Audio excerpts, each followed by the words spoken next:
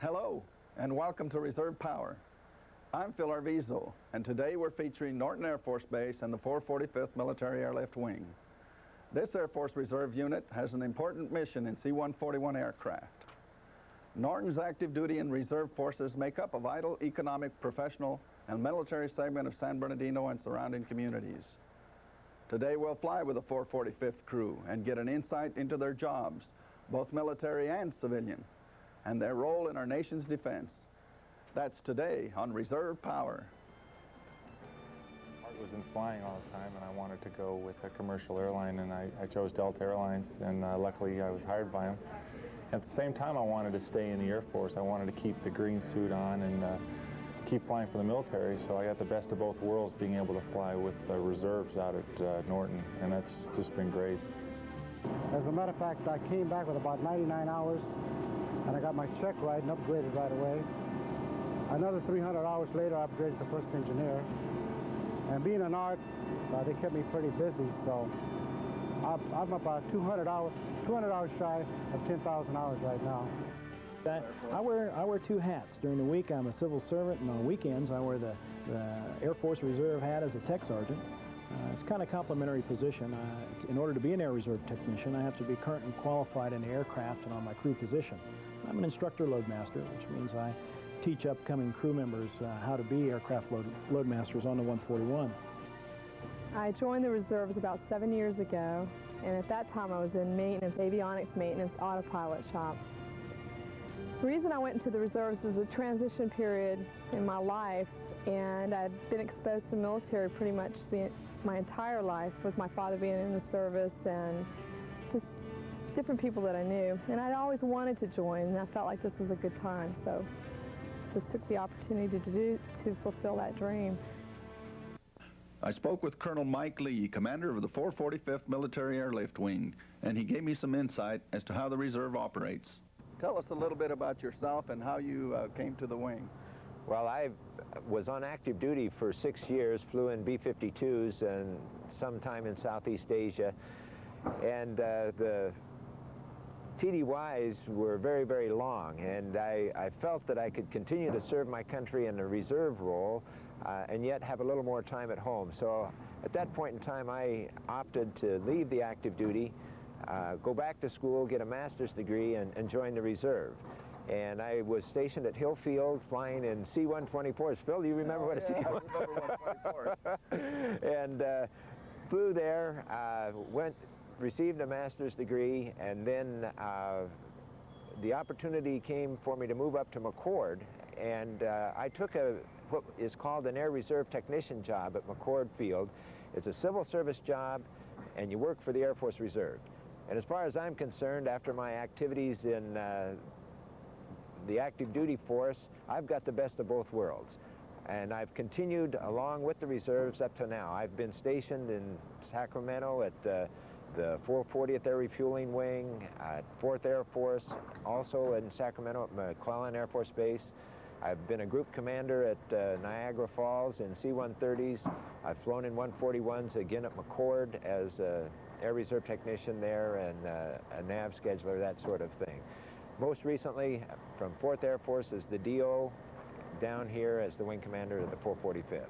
Fantastic, and for some of you that may not understand all of the abbreviations, DO is Director of Operations, and MAW, and a couple of other abbreviations that I noticed there, like TDY is temporary duty. Colonel Lee knows all of these kinds of things, and he definitely picked a good wing to come to here in San Bernardino. We're real happy to have you here. Tell us a little bit about the wing itself. How many units do you have in the wing? Well, we have 19 active squadrons, and 3 of those are flying squadrons, and that's the purpose of the whole wing, is to fly and fight, get the boxes from point A to point B, or the jumpers from point A to point B, get them on a drop zone, and allow them to enter into the combat. Of the 19 units, we've got our 3 flying squadrons, 3 large maintenance squadrons that maintain these airplanes right alongside the active duty force. Our crew force is 50% of the crew force here at Norton Air Force Base in San Bernardino. And then we have aerial port squadrons, civil engineer squadron, security police squadron, aerovac squadron, which is an aeromedical. If you remember from Panama, the folks that were bringing the wounded back from Panama were aerovac units from down in Kelly, reserve aerovac units, and ours is standing ready to go at any time. But a multitude of squadrons. Our total size is approximately 3,400 people. A lot of our medical units, medical services units, the aerovac units, are flying operational missions continually up to Alaska, out in the Aleutian chain, and bringing patients back from those distant locations. We go over to the Philippines. They were credited with a save of 1 small child who had to get from one location to another, to a hospital quickly, and they diverted our airplane in. We had a medical crew on it, and they flew that child then to a hospital, and were credited with the saving of that life. We've flown in Hurricane Hugo, the relief to Charleston, and that area, South Carolina, and many, many others. Down to Mexico to the earthquake at that time. We were standing ready for the San Francisco earthquake, but we were never called on that one. But anytime there is a humanitarian airlift, we stand ready to serve. That's great. Is there anything you can tell us about the Panama mission? I understand a few of your folks were involved in that to some extent. Yes, we flew and were a part of it. We came back. There were no holes in the airplanes. We were very happy about that. You're going to be flying an airdrop mission, dropping heavy equipment on Desert Center, which is a drop zone across the mountains. You'll be flying with the 728th Military Airlift Squadron and the 730th Military Airlift Squadron, and you have an active duty squadron that will be putting up one airplane, the 14th Military Airlift Squadron. You'll be flying in very close formation. You'll be, when you make the drops, you'll be dropping at about 650 feet off the ground, and it'll be exciting and very thrilling. It's a great mission. We love it and hope that we always have it. Sounds extremely exciting. I've done a little bit of dropping out of C-130s, but never in a 141, so I'm looking forward to this one today. Maybe we ought to do a little bit of briefing and get into the briefing room and see what we've got going. Is it about that time? You bet. I think we could leave right now and just about make the briefing, Phil. Okay, sounds great. Let's go. Good afternoon. Today's mission is unclassified. I'm Lieutenant Colonel Mike Kobold, the serial lead and mission commander. Today's objective is the aerial delivery of heavy equipment and SATBs to Desert Center Drop Zone. Participating forces include elements of the 63rd MAW and the 445th MAW. As I said before, I'll be the mission commander and the serial lead. Master Sergeant McIntosh will now brief the weather. The winds at Blythe were at, just as I was getting ready to come over here, they were out of the southwest, 250-10. Palm Springs, the winds were 130 at 10, and at 29 Palms, they were 300 at 25. Actually, they were gusting out of the southwest at up to 20 knots at Blythe as well. 90,000 required on the fuel. The configuration should be ADC-1, 2 heavy equipment platforms and 4 SATBs. Zone marker is a 300 at 9, and all the other information is there. For the enlisted guys, we'll do the best we can to get these drops off, obviously, with a 17-knot wind limit. As you do your pre-flight, listen up to the command post and get all the applicable checks out of the way as soon as you can. We should have plenty of time. Relay any problems you have to the command post on 130.65. The Loadmaster specialist briefing will be in the tactics office back here if you need to use it, and the buses should be outside right now for you. Are there any questions from the enlisted guys? Good. You're dismissed then. Thank you.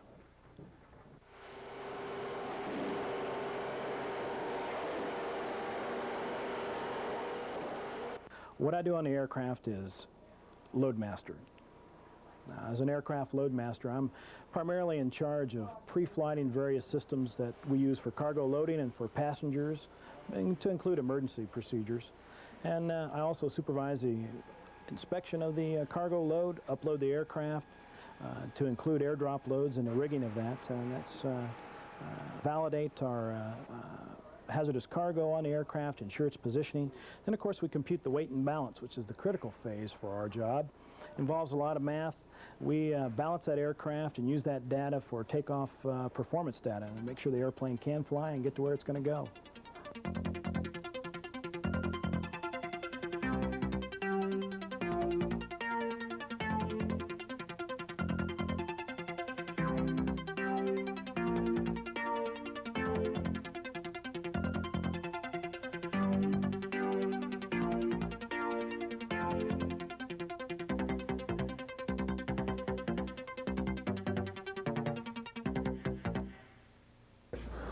Okay, as far as low level, you know, Colonel Cobalt briefed the departure fairly well, but on a low level, what we're going to be doing, flying down here towards Kumba, we'll start our descent 2,000 feet a minute down to about 3,000 feet as we start our low level. Be heading east 087 true till we hit this canal bend. Should be pretty easy to see. I think you've flown this a while back, yeah. Some terrain there you'll be able to notice out. But right about 6 or 7 miles northeast of that canal bend, we're going to do the lead change. I guess we'll just use the procedures as direct procedures in the checklist as far as doing that VFR lead change. Okay. And we'll lead Colonel Cobalt around to the drop zone for the first drop. Again, do you want to go over this route here? Or? Well, we briefed most of this, and yeah, it's going to go right up the Colorado River. So Yeah. For the most part, we've had some problems with this run-in before, where you're going to have to get down because you're stayed kind of high, Right. and then going into the drop zone itself, it's going to you're going to need to descend quite rapidly. Right. He briefed, I think, 1,500 feet a minute, so we'll keep an eye on that. We may have to, we'll check with our navigator and make sure that we get down so we can provide a stable platform for the drop. Okay. The escape should be fairly easy. Okay, good. We're square away on this. We got the flight plan here. We filed that. We got a Lifter 29 backup flight plan in case any of the airplane have any maintenance problems, and the other guys can come in and file that, and then they'll meet us. The rendezvous point is the pre-IP, which is going to be this bridge right here. That's where we're going to rendezvous in case we do have to take off late or for some reason like that. Right. But he briefed that up fairly well. I want to go, we can take a look at NOTAMs real quick here. And well, I spent 7 years in the active duty. I went to the Air Force Academy when I was 17 years old, and I got commissioned from the Academy, and my first job was flying T-39s out of Wright-Patterson Air Force Base in Dayton, Ohio. And my last 4 years in the Air Force, I spent flying 141s in the active duty at Norton Air Force Base, where I was an instructor and a flight examiner. And it was a real difficult decision, but when I did decide to get out of the Air Force, my heart was in flying all the time, and I wanted to go with a commercial airline, and I chose Delta Airlines, and luckily I was hired by them. At the same time, I wanted to stay in the Air Force. I wanted to keep the green suit on and keep flying for the military, so I got the best of both worlds, being able to fly with the reserves out at Norton, and that's just been great. Well, now we've checked our NOTAMs. Yeah, we are on command post. Everything looks good. Yeah. Right now we're still on Delta 5 is our parking spot 60138. Colonel Cobalt's on Bravo 4, so we'll just taxi out behind one airplane length. Okay. Air conditioning shouldn't be a factor today. One thing we got to make sure we check with the engineer that we have 90,000 pounds of gas on board.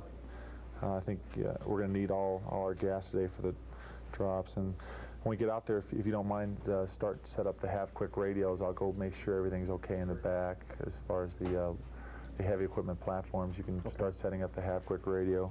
So we'll be ready to go for our, they're going to give us a Mickey at 1,500 on the hour. You just mentally psych yourself up because you're really ready to perform the mission. With all the training that you have, the currency requirements you have, you're ready to go physically. I'm sure when Panama came up, the guys that were called upon to the job, they psyched themselves up mentally, and I'm sure some of them were excited, but very professional in their approach to doing it, and it's just doing what you do every day. Yeah, Airman Thompson, we'd like to file our flight plan for the Lifter 2-1 flight going down towards Desert Center for an airdrop today. You can check that over, make sure nothing wrong with it. Looks good. Okay, great. Great, we've got a copy. Thanks a lot.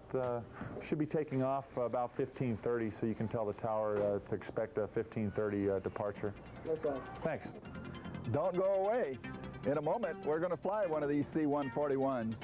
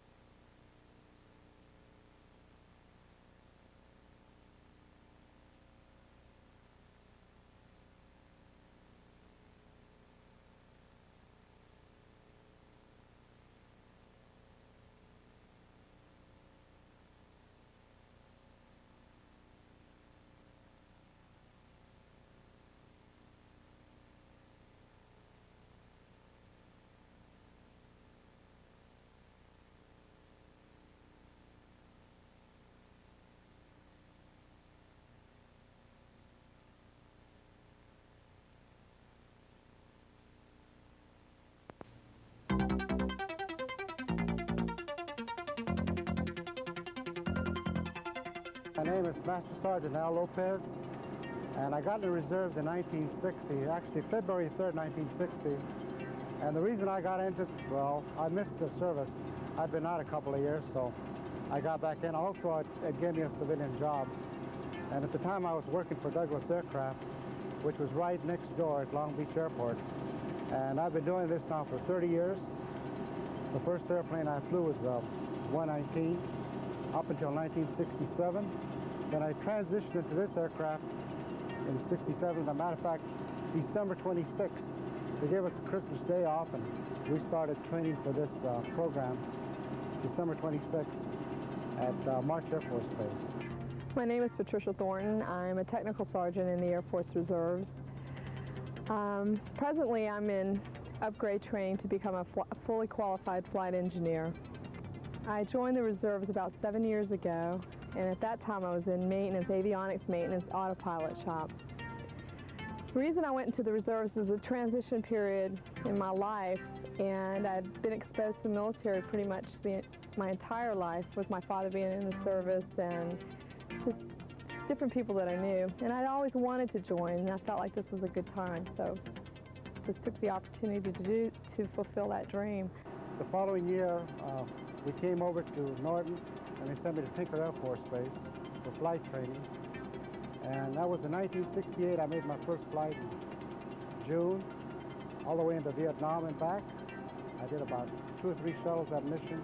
As a matter of fact, I came back with about 99 hours, and I got my check right and upgraded right away. Another 300 hours later, I upgraded to first engineer. And being an art, they kept me pretty busy, so I'm about 200 hours shy of 10,000 hours right now. There are a lot of women in the reserves, as far as there's so many different career fields in the reserves, and I really feel like the military is a good barometer of the change that's going to go on in the civilian world. A lot of times change for women occurs first in the military, and then it's reflected in the civilian world. When we approach the aircraft, I immediately look to see that the chocks, gear pins, all the other safety devices are in place. Then I get up in the airplane, I check the forms. You're checking out the exterior, the interior, all the different systems, and it's kind of the analogy of if you're going to buy or rent a house or a car, you're checking it out to see if it's safe. You're checking out everything. And you have that same mentality when you're checking out the plane. Your primary concern is safety. When you're flying, you are going to be a part of the crew that is going to be going up in the plane, and you want to be able to take off safely, cruise, and land safely. You want everyone to make it, and you want to complete your mission at the same time.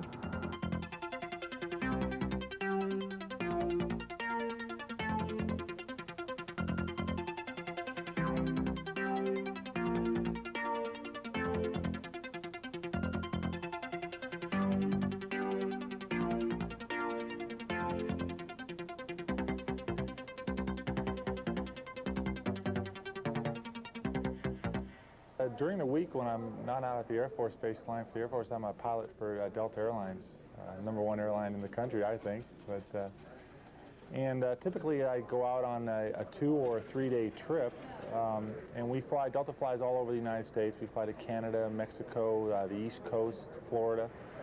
For example, last week I had a trip. I went from LAX to Salt Lake City, ended up in Minneapolis, St. Paul.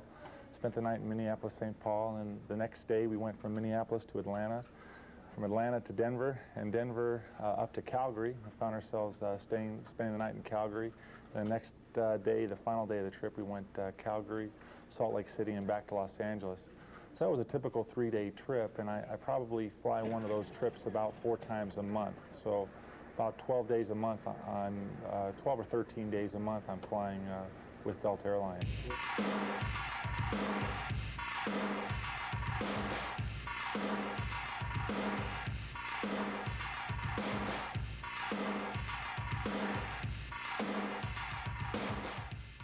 Once the pilots have filed their flight plan and have the latest weather information, they are taken to their aircraft.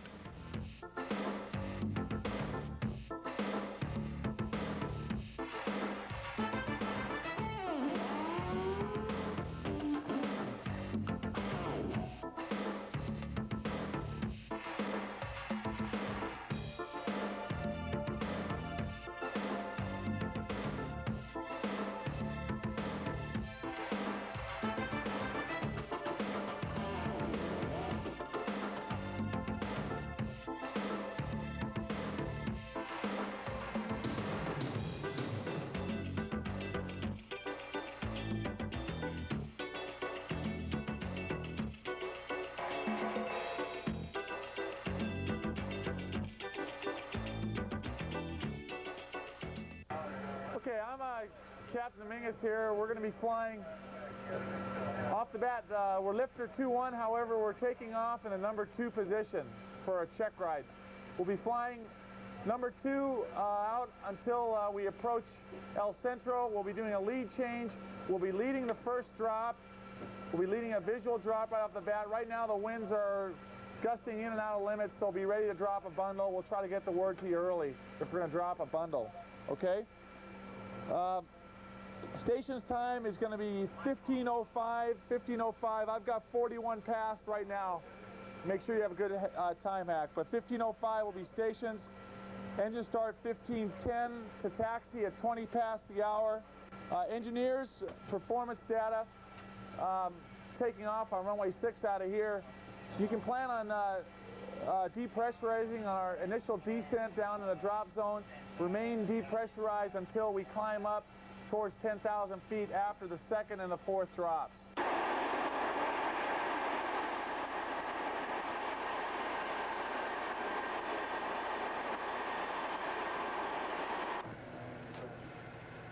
Max 60138 Heavy, Norton Tower. Confirm you'll be departing to the East Desert Center.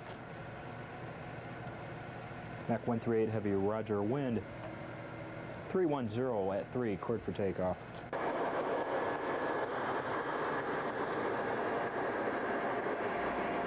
Our C-141 took off right on schedule. We gained altitude and headed for Desert Center.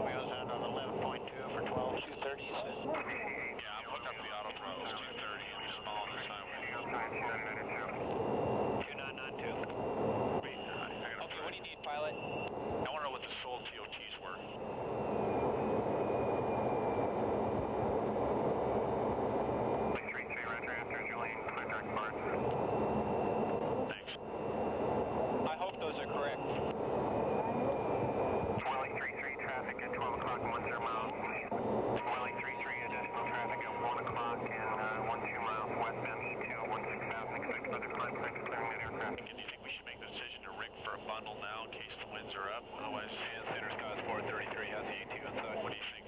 433. It's up to you, man. Well, let's get the winds first. Yeah, I'm trying to. Yeah, but... Because they're up in the air. What are they on, 346? They should be on drop zone. Do you see the drop zone? 7,000. 187 Los Angeles Center, Roger. The San Diego Altimeter 2992. 2992. We can just go ahead and try to check out the heavy on the first go.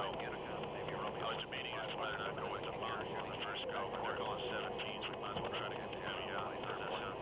Sounds like a great plan. Denver, Vienna.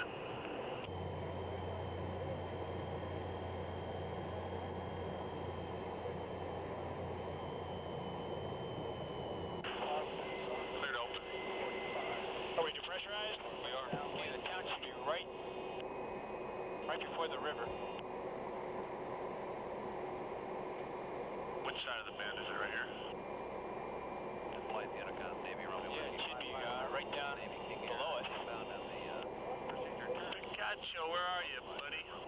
I think it's, isn't it over here to the right? Do you see the town? No, I don't see the town, but this is the river bend. Alright. Yeah, Steve's right, should be over to the right, just a little bit. Okay, our next turn is 340, then we'll descend to 2500. Is that it over there? Okay, fine. I'm going to tell us to turn left. Should be a road leading into it. 5, 4, 3, 2, 1. Pilot, turn left. Okay, good. 340.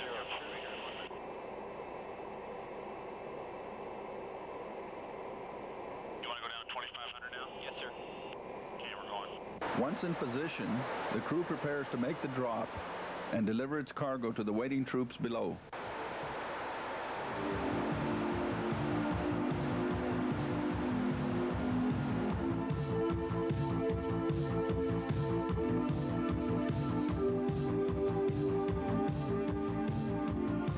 After the mission is determined a success, the crew heads home.